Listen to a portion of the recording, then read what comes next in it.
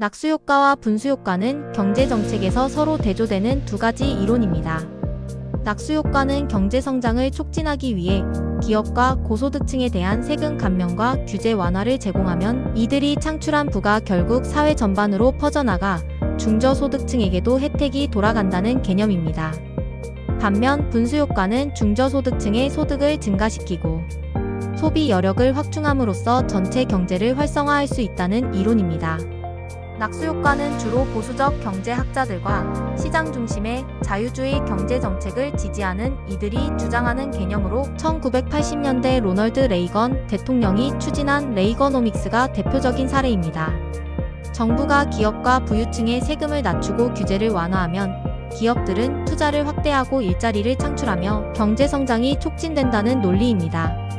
이에 따라 생산성이 증가하고 경제 규모가 커지면서 궁극적으로 중저소득층도 그 혜택을 누릴 수 있다고 주장합니다. 그러나 현실에서는 낙수효과가 기대만큼 실현되지 않았다는 비판이 많습니다. 부유층과 대기업이 세금 감면을 통해 얻은 이익이 반드시 투자와 고용으로 이어지지 않는 경우가 많으며 오히려 소득 불평등이 심화되고 부의 집중이 더욱 강화된다는 연구 결과가 많습니다. 특히 2008년 글로벌 금융위기 이후 낙수효과에 대한 회의론이 커졌으며 국제통화기금과 경제협력개발기구 등도 낙수효과가 불평등을 심화시킬 위험이 크다고 지적한 바 있습니다. 반면 분수효과는 중저소득층의 소득 증가가 경제성장의 동력이 된다는 개념으로 대표적인 정책 수단으로 최저임금 인상, 공공복지 확대, 교육 및 의료 지원 강화를 포함합니다. 이 이론에 따르면 소득 수준이 낮은 계층일수록 추가적인 소득을 저축보다는 소비로 연결할 가능성이 크기 때문에 이들의 경제적 여력을 높이면 내수가 활성화되고 기업의 매출 증가와 투자 확대로 이어질 수 있습니다.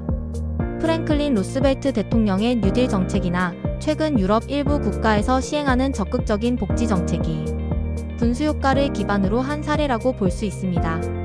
분수효과 역시 한계가 존재합니다. 기업과 고소득층에 대한 부담이 지나치게 커지면 투자가 위축될 가능성이 있으며 정부의 복지 지출이 과도할 경우 재정 적자가 심화될 위험이 있습니다. 또한 최저임금 인상이 모든 산업에서 긍정적인 효과를 내는 것이 아니라 일부 중소기업이나 자영업자의 경영 부담을 가중시키는 부작용을 초래할 수도 있습니다.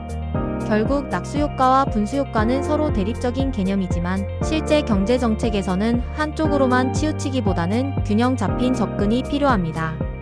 지나친 부자 감세나 규제 완화는 소득 불평등을 심화시킬 수 있으며 반대로 과도한 정부 개입과 재분배 정책은 경제 활력을 저하시킬 위험이 있습니다.